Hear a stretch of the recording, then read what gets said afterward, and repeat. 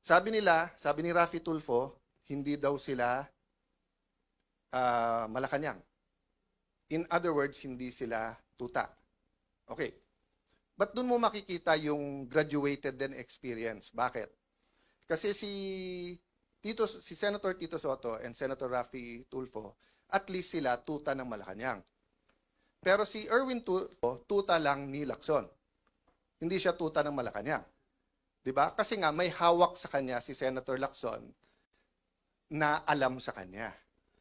Yung sinabi niya na may tatlong kumausap na wag pumirma. Unang-una, yung dalawa kakampi na nila. Pangalawa, yung kakampi lang isa, nagsabi nakwento din sa akin yon.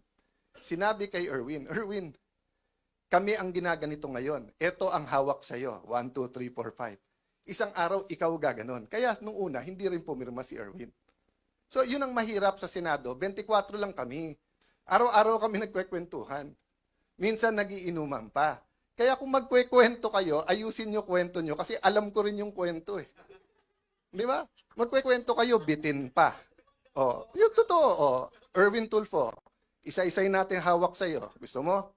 O, yung kontraktor na balik-balik sa office mo, yung kontraktor sa party, marami pang iba. Doon muna tayo.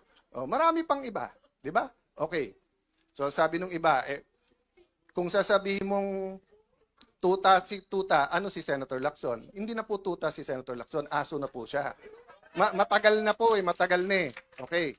But ano ang ibig ko sabihin sa aso? Anong klase? Iba-iba kasing klase ng aso. Yung kayo po, pagka may utos sa inyo, kayo ay nag-asikaso. Meaning you take care of it. Meron din pong aso-kaso. Ano yung aso-kaso? Tatahol yung aso, kakasuhan.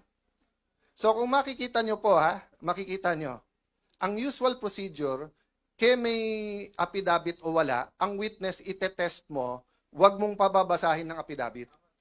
Kasi baka hindi siya gumawa ng affidavit. Si Senator Lacson, binaliktad niya. Hindi, basahin mo na lang yung affidavit.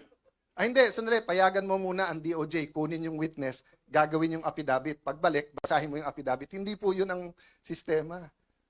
Nasaan yung mga abogado na kahit kakampi nyo sa Pinklawan, yung mga dean ng law school, nakita nyo rin yan eh.